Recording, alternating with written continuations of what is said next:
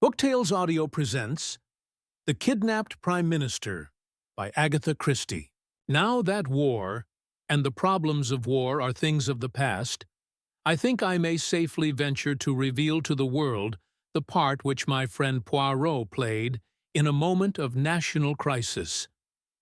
The secret has been well guarded. Not a whisper of it reached the press.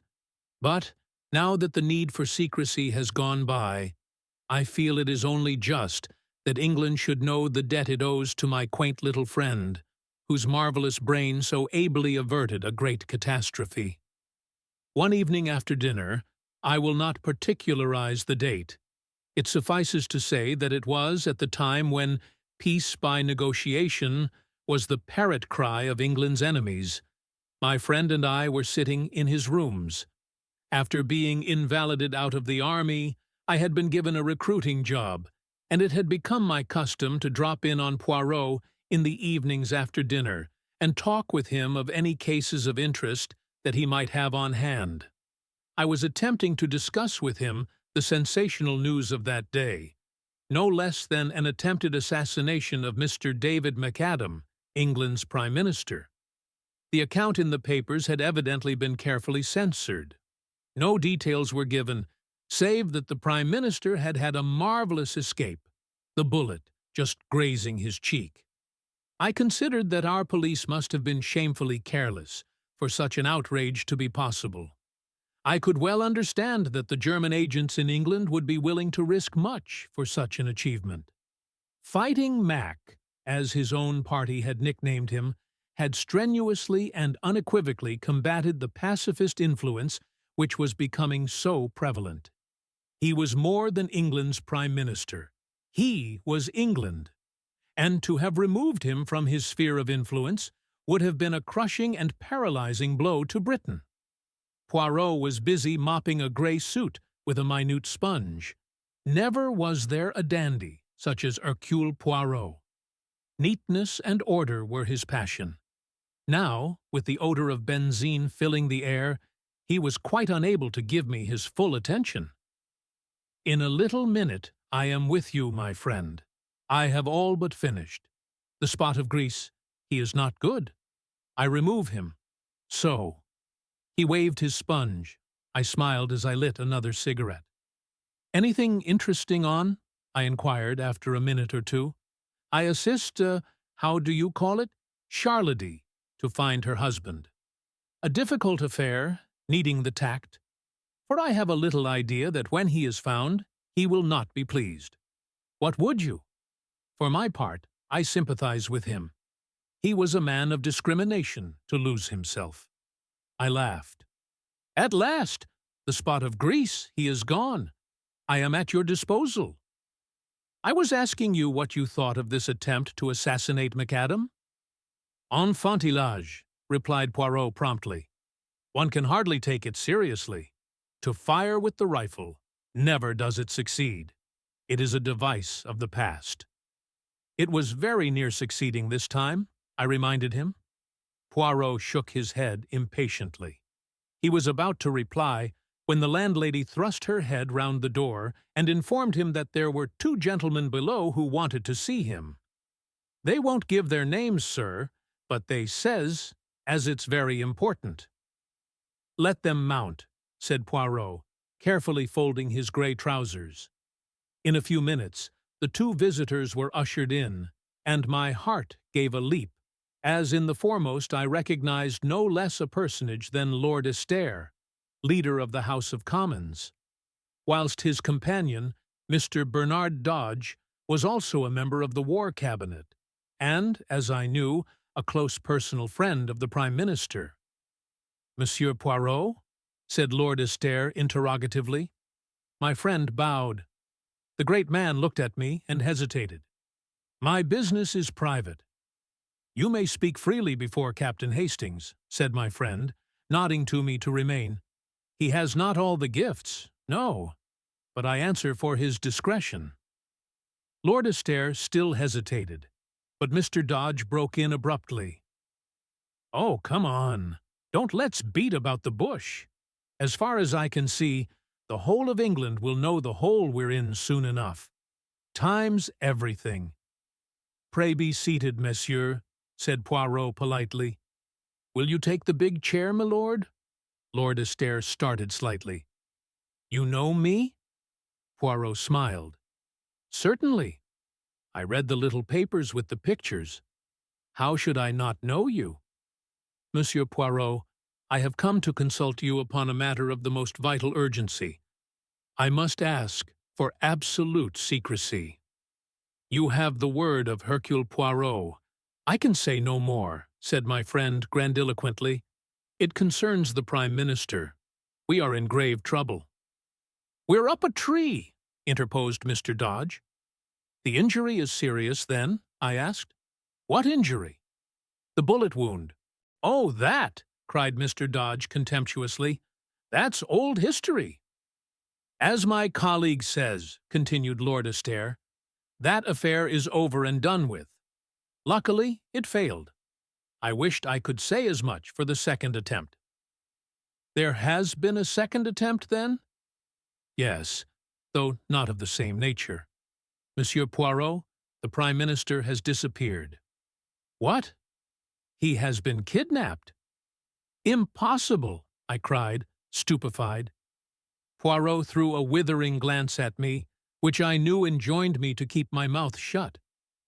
"Unfortunately, impossible as it seems, it is only too true," continued his lordship. Poirot looked at Mr. Dodge. "You said just now, monsieur, that time was everything. What did you mean by that?"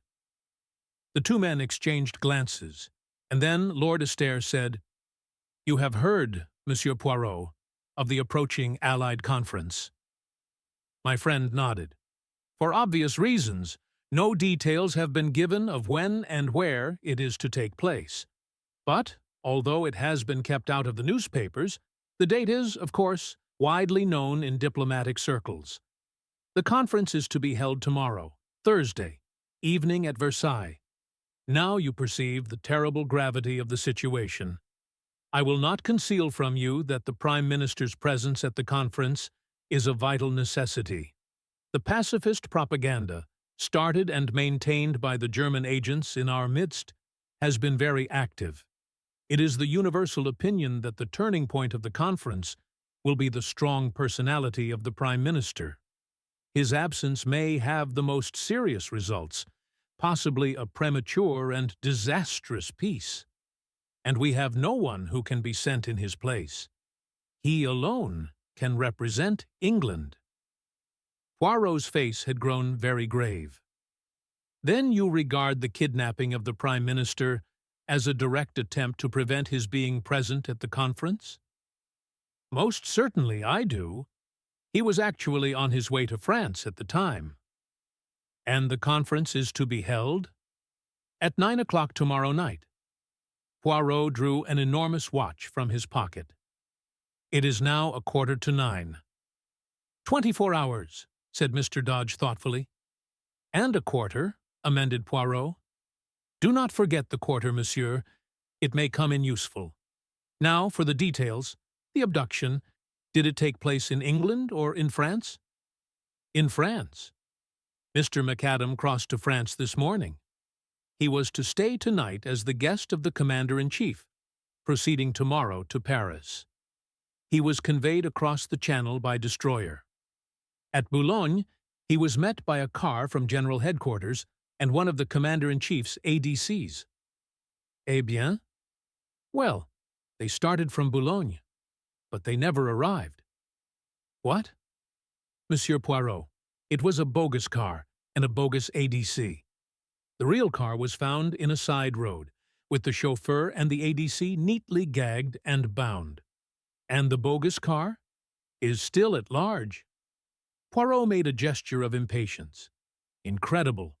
Surely it cannot escape attention for long." "So we thought. It seemed merely a question of searching thoroughly. That part of France is under military law. We were convinced that the car could not go long unnoticed. The French police and our own Scotland Yard men and the military are straining every nerve. It is, as you say, incredible. but nothing has been discovered. At that moment, a tap came at the door, and a young officer entered with a heavily sealed envelope which he handed to Lord Astaire. "Just through from France, sir. I brought it on here, as you directed." The minister tore it open eagerly and uttered an exclamation. The officer withdrew. "Here is news at last. This telegram has just been decoded. They have found the second car, also the secretary, Daniels, chloroformed, gagged, and bound, in an abandoned farm near C. He remembers nothing, except something being pressed against his mouth and nose from behind, and struggling to free himself. The police are satisfied as to the genuineness of his statement." "And they have found nothing else?" "No. Not the Prime Minister's dead body." "Then there is hope. But it is strange. Why, after trying to shoot him this morning, are they now taking so much trouble to keep him alive?" Dodge shook his head. "One thing's quite certain. They're determined at all costs to prevent his attending the conference. If it is humanly possible, the Prime Minister shall be there. God grant it is not too late. Now, messieurs, recount to me everything, from the beginning. I must know about this shooting affair as well." "Last night, the Prime Minister, accompanied by one of his secretaries, Captain Daniels." "The same who accompanied him to France?" "Yes. As I was saying, they motored down to Windsor, where the Prime Minister was granted an audience. Early this morning he returned to town, and it was on the way that the attempted assassination took place." "One moment, if you please. Who is this Captain Daniels? You have his dossier?" Lord Astaire smiled. "I thought you would ask me that. We do not know very much of him. He is of no particular family. He has served in the English army, and is an extremely able secretary, being an exceptionally fine linguist. I believe he speaks 7 languages. It is for that reason that the Prime Minister chose him to accompany him to France. Has he any relatives in England?" "2 aunts, a Mrs. Everard, who lives at Hampstead, and a Miss Daniels, who lives near Ascot." "Ascot? That is near to Windsor, is it not? That point has not been overlooked, but it has led to nothing. You regard the Captain Daniels, then, as above suspicion?" A shade of bitterness crept into Lord Astaire's voice as he replied, "No, Monsieur Poirot. In these days, I should hesitate before I pronounced anyone above suspicion." "Très bien. Now I understand, milord, that the Prime Minister would, as a matter of course, be under vigilant police protection, which ought to render any assault upon him an impossibility." Lord Astaire bowed his head. "That is so. The Prime Minister's car was closely followed by another car containing detectives in plain clothes. Mr. McAdam knew nothing of these precautions. He is personally a most fearless man, and would be inclined to sweep them away arbitrarily. But naturally the police make their own arrangements. In fact, the Premier's chauffeur, O'Murphy, is a CID man." "O'Murphy? That is a name of Ireland, is it not so?" "Yes, he is an Irishman." "From what part of Ireland?" "County Clare, I believe." "Tiens, but proceed, my lord." The Premier started for London. The car was a closed one. He and Captain Daniels sat inside. The second car followed as usual, but, unluckily, for some unknown reason, the Prime Minister's car deviated from the main road. "At a point where the road curves?" interrupted Poirot. "Yes, but how did you know?" "Oh, c'est évident. Continue." "For some unknown reason," continued Lord Astaire, "the Premier's car left the main road. The police car, unaware of the deviation, continued to keep to the high road. At a short distance down the unfrequented lane, the Prime Minister's car was suddenly held up by a band of masked men. The chauffeur—" "That brave O'Murphy," murmured Poirot thoughtfully. "The chauffeur, momentarily taken aback, jammed on the brakes. The Prime Minister put his head out of the window. Instantly a shot rang out, then another. The first one grazed his cheek. The second, fortunately, went wide. The chauffeur, now realizing the danger, instantly forged straight ahead, scattering the band of men. "A near escape," I ejaculated with a shiver. Mr. McAdam refused to make any fuss over the slight wound he had received. He declared it was only a scratch. He stopped at a local cottage hospital where it was dressed and bound up.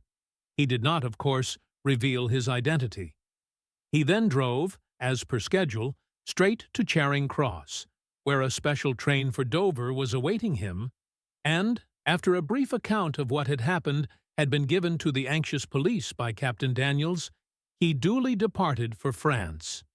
At Dover, he went on board the waiting destroyer. At Boulogne, as you know, the bogus car was waiting for him, carrying the Union Jack, and correct in every detail. That is all you have to tell me? Yes. There is no other circumstance that you have omitted, milord? Well, there is one rather peculiar thing. Yes? The Prime Minister's car did not return home after leaving the Prime Minister at Charing Cross. The police were anxious to interview O'Murphy, so a search was instituted at once. The car was discovered standing outside a certain unsavory little restaurant in Soho, which is well known as a meeting place of German agents. And the chauffeur? The chauffeur was nowhere to be found. He, too, had disappeared. So, said Poirot thoughtfully, there are two disappearances, the Prime Minister in France and O'Murphy in London. He looked keenly at Lord Esther, who made a gesture of despair. I can only tell you, Monsieur Poirot, that if anyone had suggested to me yesterday that O'Murphy was a traitor, I should have laughed in his face. And today? Today I do not know what to think. Poirot nodded gravely. He looked at his turnip of a watch again. I understand that I have carte blanche, messieurs? In every way, I mean? I must be able to go where I choose, and how I choose. Perfectly. There is a special train leaving for Dover in an hour's time, with a further contingent from Scotland Yard. You shall be accompanied by a military officer and a CID man, who will hold themselves at your disposal in every way. Is that satisfactory? Quite. One more question before you leave, monsieur. What made you come to me? I am unknown, obscure, in this great London of yours. We sought you out on the express recommendation and wish of a very great man of your own country. Comment? My old friend the Préfet. Lord Esther shook his head. One higher than the Préfet. One whose word was once law in Belgium, and shall be again. That England has sworn. Poirot's hand flew swiftly to a dramatic salute. Amen to that. Ah, but my master does not forget. Monsieur, I, Hercule Poirot, will serve you faithfully. Heaven only send that it will be in time. But this is dark. Dark. I cannot see. Well, Poirot, I cried impatiently, as the door closed behind the ministers, what do you think? My friend was busy packing a minute suitcase, with quick, deft movements. He shook his head thoughtfully. I do not know what to think. My brains desert me. Why, as you said, kidnap him, when a knock on the head would do as well, I mused. Pardon me, mon ami, but I did not quite say that. It is undoubtedly far more their affair to kidnap him. But why? Because uncertainty creates panic. That is one reason. Were the Prime Minister dead, it would be a terrible calamity. But the situation would have to be faced. But now you have paralysis. Will the Prime Minister reappear, or will he not? Is he dead or alive? Nobody knows, and until they know nothing definite can be done. And, as I tell you, uncertainty breeds panic, which is what les Boches are playing for. Then, again, If the kidnappers are holding him secretly somewhere, they have the advantage of being able to make terms with both sides. The German government is not a liberal paymaster, as a rule, but no doubt they can be made to disgorge substantial remittances in such a case as this. Thirdly, they run no risk of the hangman's rope. Oh, decidedly, kidnapping is their affair. Then, if that is so, why should they first try to shoot him? Poirot made a gesture of anger. Ah, that is just what I do not understand. It is inexplicable, stupid. They have all their arrangements made, and very good arrangements too, for the abduction, and yet they imperil the whole affair by a melodramatic attack, worthy of a cinema, and quite as unreal. It is almost impossible to believe in it, with its band of masked men not 20 miles from London. Perhaps they were two quite separate attempts, which happened irrespective of each other, I suggested. Ah, no, that would be too much of a coincidence. Then further, who is the traitor? There must have been a traitor, in the first affair, anyway. But who was it? Daniels or O'Murphy? It must have been one of the two. Or why did the car leave the main road? We cannot suppose that the Prime Minister connived at his own assassination. Did O'Murphy take that turning of his own accord? Or was it Daniels who told him to do so? Surely it must have been O'Murphy's doing. Yes, because if it was Daniels, the Prime Minister would have heard the order and would have asked the reason. But there are altogether too many whys in this affair, and they contradict each other. If O'Murphy is an honest man, why did he leave the main road? But if he was a dishonest man, why did he start the car again when only 2 shots had been fired, thereby, in all probability, saving the Prime Minister's life? And, again, if he was honest, why did he, immediately on leaving Charing Cross, drive to a well-known rendezvous of German spies? It looks bad, I said. Let us look at the case with method. What have we for and against these 2 men? Take O'Murphy first. Against, that his conduct in leaving the main road was suspicious, that he is an Irishman from County Clare, that he has disappeared in a highly suggestive manner.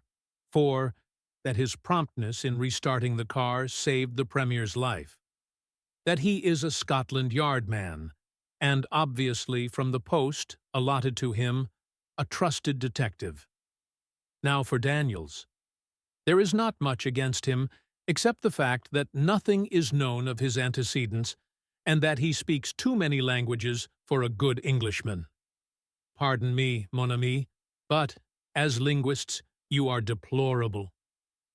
Now for him, we have the fact that he was found gagged, bound, and chloroformed, which does not look as though he had anything to do with the matter. He might have gagged and bound himself to divert suspicion. Poirot shook his head. The French police would make no mistake of that kind. Besides, once he had attained his object, and the Prime Minister was safely abducted, there would not be much point in his remaining behind. His accomplices could have gagged and chloroformed him, of course, but I fail to see what object they hoped to accomplish by it. He can be of little use to them now, for until the circumstances concerning the Prime Minister have been cleared up, he is bound to be closely watched. Perhaps he hoped to start the police on a false scent. Then why did he not do so? He merely says that something was pressed over his nose and mouth, and that he remembers nothing more. There is no false scent there. It sounds remarkably like the truth. Well, I said, glancing at the clock, I suppose we'd better start for the station. You may find more clues in France. Possibly, mon ami, but I doubt it. It is still incredible to me that the Prime Minister has not been discovered in that limited area, where the difficulty of concealing him must be tremendous. If the military and the police of 2 countries have not found him, how shall I? At Charing Cross, we were met by Mr. Dodge. This is Detective Barnes, of Scotland Yard, and Major Norman. They will hold themselves entirely at your disposal. Good luck to you. It's a bad business, but I've not given up hope. Must be off now." And the minister strode rapidly away. We chatted in a desultory fashion with Major Norman. In the center of the little group of men on the platform, I recognized a little ferret-faced fellow talking to a tall, fair man. He was an old acquaintance of Poirot's, Detective Inspector Japp, supposed to be one of the smartest of Scotland Yard's officers. He came over and greeted my friend cheerfully. "I heard you were on this job, too. Smart bit of work. So far, they've got away with the goods all right. But I can't believe they can keep him hidden long. Our people are going through France with a tooth comb. So are the French. I can't help feeling it's only a matter of hours now. That is, if he's still alive," remarked the tall detective gloomily. Japp's face fell. "Yes, but somehow I've got the feeling he's alive, all right." Poirot nodded. Yes, he's alive. But can he be found in time? I, like you, did not believe he could be hidden so long. The whistle blew, and we all trooped up into the Pullman car. Then, with a slow, unwilling jerk, the train drew out of the station. It was a curious journey. The Scotland Yard men crowded together. Maps of northern France were spread out, and eager forefingers traced the lines of roads and villages. Each man had his own pet theory. Poirot showed none of his usual loquacity, but sat staring in front of him with an expression on his face that reminded me of a puzzled child. I talked to Norman, whom I found quite an amusing fellow. On arriving at Dover, Poirot's behavior moved me to intense amusement. The little man, as he went on board the boat, clutched desperately at my arm. The wind was blowing lustily. "Mon Dieu," he murmured, "this is terrible." "Have courage, Poirot," I cried. "You will succeed. You will find him. I am sure of it." "Ah, mon ami, you mistake my emotion. It is this villainous sea that troubles me. The mal de mer. It is horrible suffering." "Oh," I said, rather taken aback. The first throb of the engines was felt, and Poirot groaned and closed his eyes. "Major Norman has a map of northern France, if you would like to study it." Poirot shook his head impatiently. But no. Leave me, my friend. See you. To think, the stomach and the brain must be in harmony.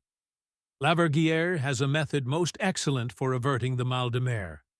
You breathe in and out, slowly, so, turning the head from left to right, and counting 6 between each breath. I left him to his gymnastic endeavors, and went on deck. As we came slowly into Boulogne harbor, Poirot appeared, neat and smiling, and announced to me in a whisper that Laverguière's system had succeeded to a marvel. Japp's forefinger was still tracing imaginary routes on his map. Nonsense! The car started from Boulogne. Here they branched off. Now, my idea is that they transferred the Prime Minister to another car. See? Well, said the tall detective, I shall make for the seaports. 10 to 1, they've smuggled him on board a ship. Japp shook his head. Too obvious. The order went out at once to close all the ports. The day was just breaking as we landed. Major Norman touched Poirot on the arm. There's a military car here waiting for you, sir. Thank you, monsieur. But for the moment, I do not propose to leave Boulogne. What? No, we will enter this hotel here, by the quay. He suited the action to the word, demanded, and was accorded a private room. We 3 followed him, puzzled and uncomprehending. He shot a quick glance at us. It is not so that the good detective should act, eh? I perceive your thought. He must be full of energy. He must rush to and fro. He should prostrate himself on the dusty road and seek the marks of tires through a little glass. He must gather up the cigarette end, the fallen match? That is your idea, is it not? His eyes challenged us. But I, Hercule Poirot, tell you that it is not so. The true clues are within. Here. He tapped his forehead. See you, I need not have left London. It would have been sufficient for me to sit quietly in my rooms there. All that matters is the little grey cells within. Secretly and silently they do their part, until suddenly I call for a map, and I lay my finger on a spot. So. And I say, the Prime Minister is there, and it is so. With method and logic one can accomplish anything. This frantic rushing to France was a mistake. It is playing a child's game of hide-and-seek. But now, though it may be too late, I will set to work the right way. From within. Silence, my friends. I beg of you. And for 5 long hours, the little man sat motionless, blinking his eyelids like a cat, his green eyes flickering and becoming steadily greener and greener. The Scotland Yard man was obviously contemptuous. Major Norman was bored and impatient, and I myself found the time pass with wearisome slowness. Finally, I got up and strolled as noiselessly as I could to the window. The matter was becoming a farce. I was secretly concerned for my friend. If he failed, I would have preferred him to fail in a less ridiculous manner. Out of the window, I idly watched the daily leave boat belching forth columns of smoke as she lay alongside the quay. Suddenly I was aroused by Poirot's voice close to my elbow. "Mes amis, let us start." I turned. An extraordinary transformation had come over my friend. His eyes were flickering with excitement. His chest was swelled to the uttermost. I have been an imbecile, my friends, but I see daylight at last. Major Norman moved hastily to the door. I'll order the car. There is no need. I shall not use it. Thank heaven the wind has fallen. Do you mean you are going to walk, sir? No, my young friend. I am no St. Peter. I prefer to cross the sea by boat. To cross the sea? Yes. To work with method, one must begin from the beginning. And the beginning of this affair was in England. Therefore, we returned to England. At 3 o'clock, we stood once more upon Charing Cross platform. To all our expostulations, Poirot turned a deaf ear, and reiterated again and again that to start at the beginning was not a waste of time, but the only way. On the way over, he had conferred with Norman in a low voice, and the latter had dispatched a sheaf of telegrams from Dover. Owing to the special passes held by Norman, we got through everywhere in record time. In London, a large police car was waiting for us with some plainclothes men, one of whom handed a typewritten sheet of paper to my friend. He answered my inquiring glance. A list of the cottage hospitals within a certain radius west of London. I wired for it from Dover. We were whirled rapidly through the London streets. We were on the Bath Road. On we went, through Hammersmith, Chiswick, and Brentford. I began to see our objective, through Windsor, and on to Ascot. My heart gave a leap. Ascot was where Daniels had an aunt living. We were after him then, not O'Murphy. We duly stopped at the gate of a trim villa. Poirot jumped out and rang the bell. I saw a perplexed frown dimming the radiance of his face. Plainly, he was not satisfied. The bell was answered. He was ushered inside. In a few moments, he reappeared and climbed into the car with a short, sharp shake of his head. My hopes began to die down. It was past 4 now. Even if he found certain evidence incriminating Daniels, what would be the good of it, unless he could wring from someone the exact spot in France where they were holding the Prime Minister? Our return progress towards London was an interrupted one. We deviated from the main road more than once, and occasionally stopped at a small building, which I had no difficulty in recognizing as a cottage hospital.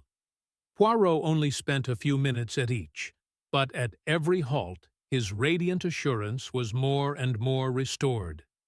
He whispered something to Norman, to which the latter replied, "Yes, if you turn off to the left, you will find them waiting by the bridge." We turned up a side road, and in the failing light I discerned a second car, waiting by the side of the road.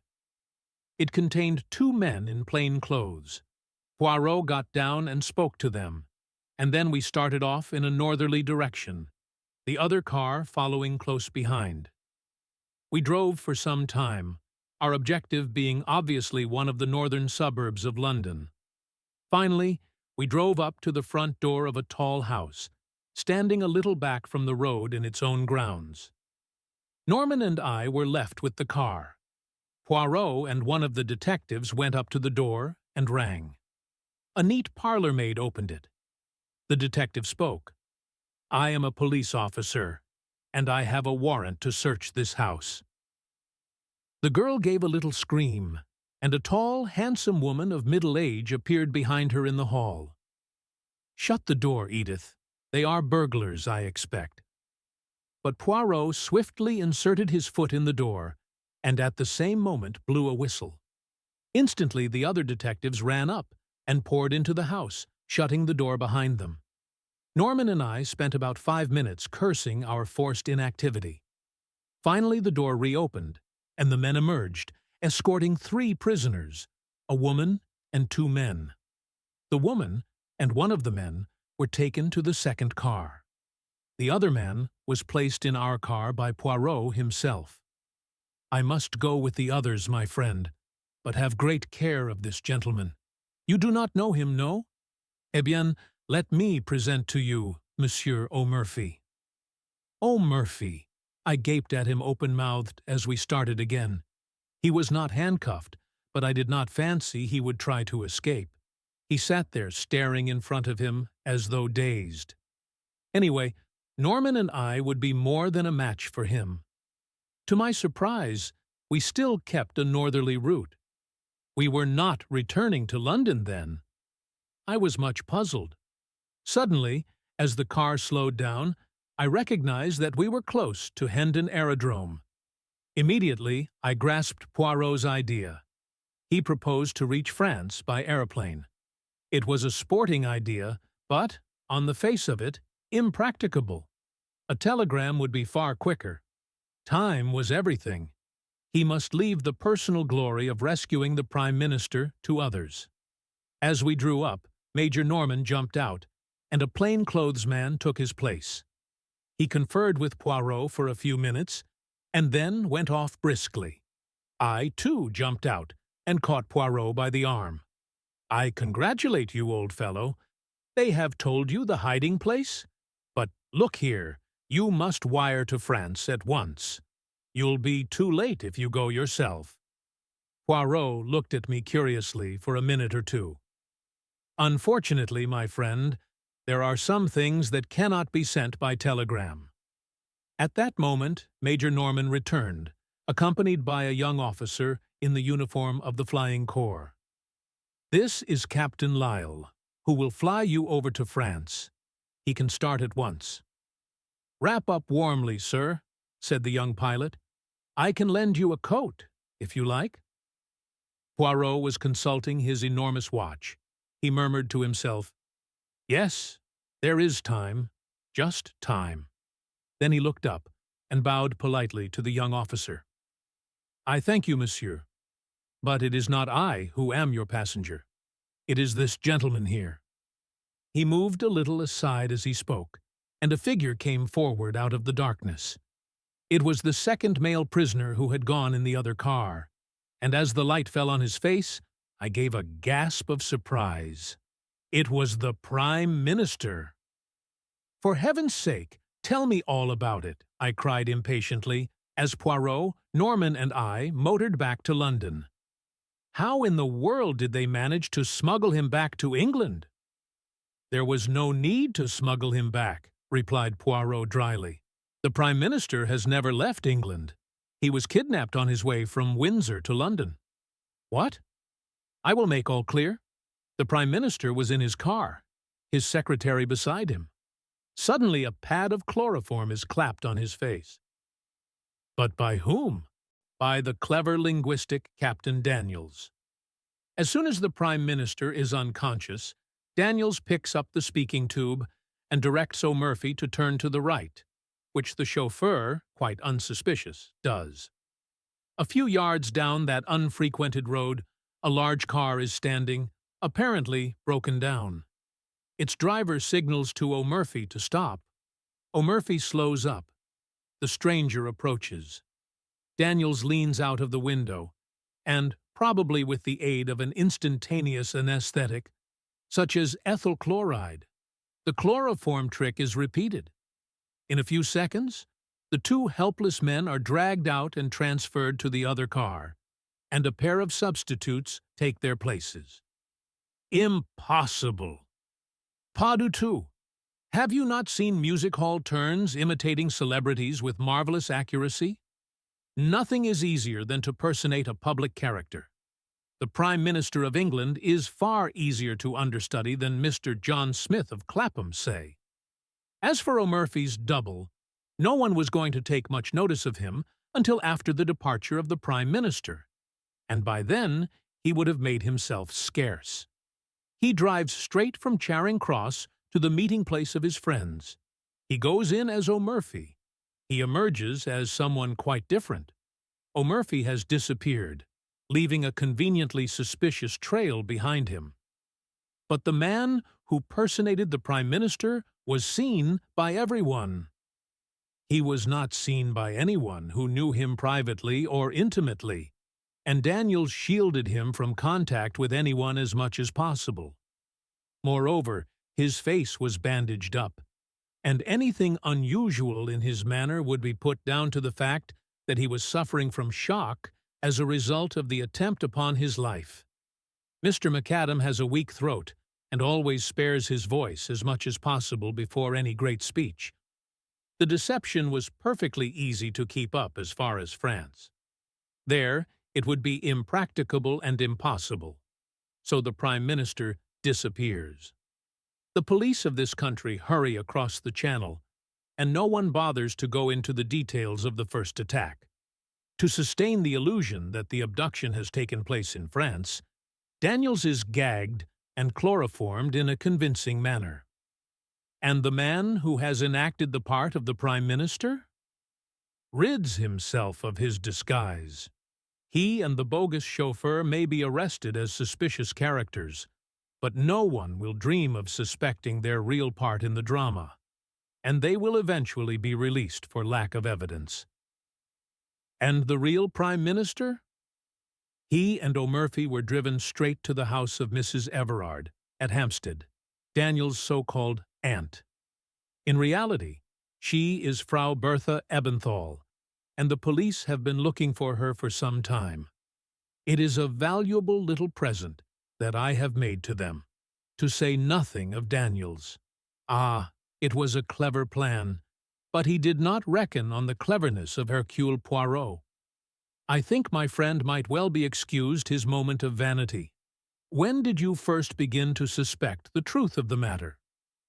When I began to work the right way, from within. I could not make that shooting affair fit in, but when I saw that the net result of it was that the Prime Minister went to France, with his face bound up, I began to comprehend. And when I visited all the cottage hospitals between Windsor and London, and found that no one answering to my description had had his face bound up and dressed that morning, I was sure. After that, it was child's play for a mind like mine.